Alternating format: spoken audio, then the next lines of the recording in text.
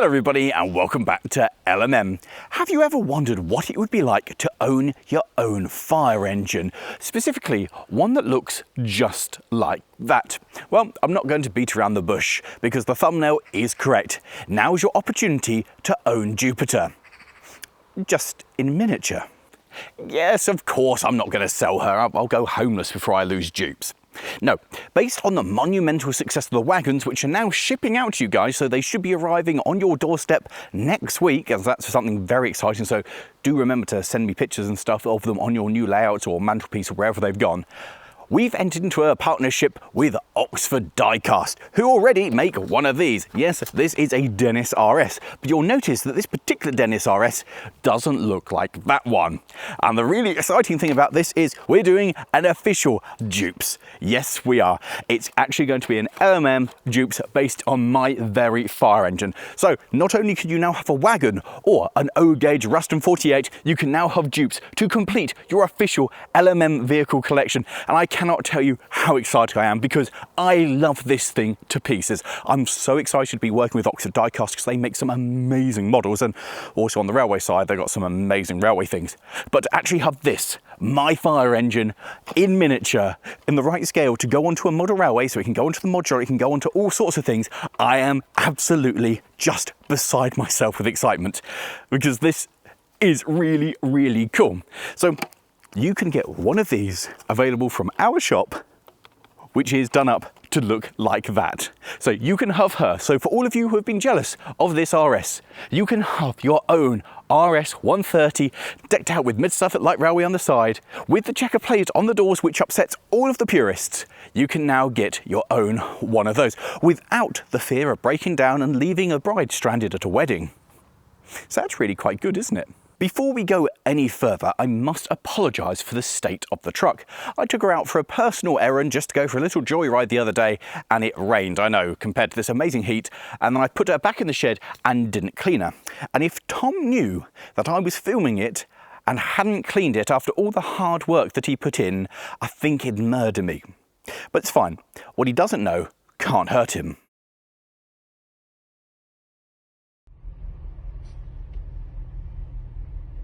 Felt a disturbance in the force. Oh, just got a cold shiver, like the feeling of impending doom. Anyway, this is my Dennis RS 130, so called because it's fitted with the Perkins 540 V8, which is 8.8 litres, and a Turner T5 manual 5-speed gearbox, although one of those gears is crueler, so effectively you've got a 4-speed box. Now, she's quite unusual because most machines that are this shape are fitted with the Allison automatic gearbox. Norfolk Fire Brigade specified that they wanted a manual box, whereas most of the other fire services were quite happy with an auto. I don't know how many other ones went for, but this is certainly a rarity when it comes to Dennis RSs. It has some other key interesting features. For instance, you'll notice the blue lights on the top are not both at the front, which is the traditional place for most fire brigades to put their blue lights. No, not Norfolk, no. They decided to stagger them, one above the driver and then one on the near side over the rear passenger. I have absolutely no idea whatsoever what the logic behind this was. Absolutely none. I have no idea, because there must be some thought that it made it more visible, but if you look at this thing head on, it just appears to have one beacon. I've got no idea. The other notable thing on this, which sets it apart from other Dennis RSs and makes it easy to find this one in the lineup, are the silver doors. And this is something that hugely annoys Dennis purists and other people who worked on them or are generally enthusiastic about fire appliances, because those doors are not how it left the factory. But those doors are hugely important to this thing's survival. She was built in 1981 and started service at Great Yarmouth in Norfolk. She then moved to Stalham as a secondary appliance, and then I believe it was actually the roaming engine that went from the workshops around to wherever it was needed for a while.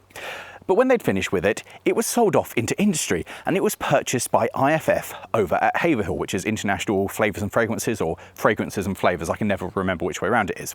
The guys from IFF, whichever way around that is, turned up to view this very appliance because having their own fire engine on their site over at Haverhill would lower their insurance premiums. Because they were a massive factory with lots of nasty chemicals, if you had your own plant appliance that could come and start fighting the fire before the fire brigade got there, potentially you could keep it under control and stop it from going bad. And that meant that your insurance was cheaper, and that's why they wanted this thing. The conversation, however, when they turned up to view it, went something like this. Do you seriously expect us to pay money for a machine that's got rotten doors? Look at all that rust and all the holes in it. This is taking the mickey. To which the guys in the workshop said, don't worry about that, we can sort that. Come back tomorrow, we'll have it done for you. And sure enough, when the guys from IFF came back, the Norfolk guys had cut out the rot and they had riveted these checker plates in place. Yep. So, yes, it is very much a bodge. And lots of people say, when are you going to replace the doors? When are you going to put them back to how they should be? Now, I agree that it would look smarter with complete red doors, but these are part of its history. If the guys in the workshop over at Norfolk Fire Brigade hadn't put those checker plates onto it, the guys at IFF wouldn't have bought it, and most likely it would have been scrapped, which means that I would never been able to buy it, we'd never have made videos about it, you'd probably not be watching this video, and there certainly wouldn't be a model being made of it. So that's kind of exciting, and it's part of its story, and frankly, I quite like it now. Anyway, getting ourselves back on track, should you wish to buy your own version of Jupes in miniature, you'll get something that looks a little like this. Yes, like this one, but not quite like this one. You see that this one is in fact not that one. And here lies a part of the problem. Because this one has its little unique bits, from the fact that the blue lights aren't above the driver, the fact it only has a single set of horns, it is going to vary slightly from the model, because this is something that Oxford Diecast already create. They already have a Dennis RS.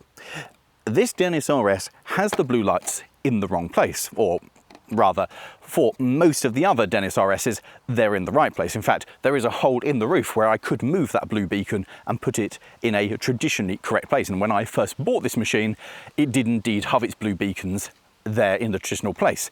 So, you know, you're basically going to model Jupes when I first had it, before the channel. The other slight difference on this is that it has two sets of horns, whereas Jupes only has a single set up there. So this isn't quite right. It's not going to be a perfect replica. On the other hand, it's pretty damn close, and if you really want, with a little modelling knife, you can cut that beacon out and move it to the back and cut one of those sets of horns off and move it to the centre. It won't be perfect. There are limitations of the mould of what we can and can't do. However, it's as near as damn it. It's going to be pretty close, and I'm very excited. So for those of you who are wondering, this is how big it is compared to the real thing. If I wanted to play with it, the bumper would be an ample roadway to drive it up and down on. So I am very, very excited about this. I know that there are going to be some bits of it which don't quite match up to the real prototype, but this is as near as we're going to get, and it's genuinely exciting to be doing something and having an officially recognised model of my fire engine. So let's get on to the nitty-gritty. This is going to be a limited edition model, just like the wagon was. So there will be a certain number of them made, and once they've been made, that will be it. Which means, just like the wagon, we're going to be doing this as a pre-order. They've given me a recommended retail price, so that will be on the website as the base price. Plus, we'll put the postage on that as well, so that it's all one simple postage for all of you in the UK, and then, as with the wagon, there will be a supplement if you need it sending abroad. Then we're going to do two further options. Because so many of you enjoyed the signed option, for a couple of extra quid, there'll be the signed option, where I always put a scribble on the box. Now, we realised that we could have done this better, so for a further few pounds on top of that, we'll have the personal signed message, where I will dedicate it to you and write a nice little notey thing to go with it. Now, that will obviously need you to tell us who to sign it out to and who you want it written out to.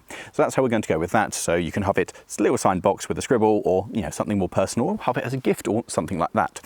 When I know when it's meant to turn up, I'll obviously let you know, but at the moment it's kind of out there as this is a concept. Now, you'll see that this has been announced as part of Oxford Diecast's announcement. So if you're interested in that, as soon as you finish watching this, how about going over there and checking out their video and seeing some of the other products that they're announcing for the rest of the year. So there are some lovely things coming up, and if I had more time and money, I would definitely be buying more diecast models like that one. Well, in fact, I'm going to buy several diecast models of this one because I'm going to need at least 4, because one's going to have to go in the cab, one on my desk when I'm editing, one to be modified to go onto modular, and then one more to muck around with to make it a little bit more like the real one.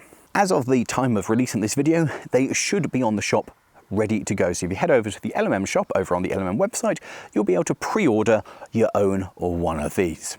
So I'm very excited. I hope you are as well. Let me know in the comments below if it's the kind of thing that you're excited for, if you're going to get one, and what else you'd like to see them do, because they do have some other vehicles in their range that I've got one of. So if this goes well, who knows, we might do something else, or look at other products. So that's all very exciting, hugely exciting thing to announce a new product, and it could not be a better time as the fact that we literally have sent off the wagons to you guys, and now we're going to do it all over again with this. And don't worry if you're not into the fire engines, you want another wagon, the first drafts of the artwork for the Wagon 2 are now starting to come together. So in the not too distant future, we'll be announcing that one, which we're going to produce in both 00 and O. Yes, that's right, we're going to be looking at making some larger wagons as well. But for now, we're going to concentrate on the pre-orders of the fire engine.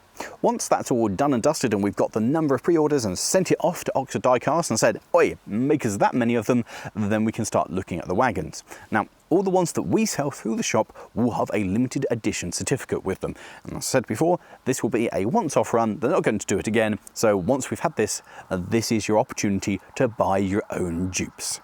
And I think that's proper cool.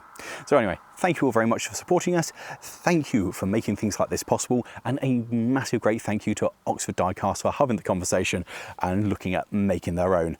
I am so excited and I cannot wait to share it with you. So with that, thank you all very much for watching. If you have enjoyed this, how about clicking over there to see what the fuss about with the wagon was, or down there for the last adventure this thing went out on. And of course, a massive great thank you to Oxford Diecast. Do go check out their website and see their new products. And with that, now go to the shop, buy one of these. And with that, we'll see you next time. Ta-da!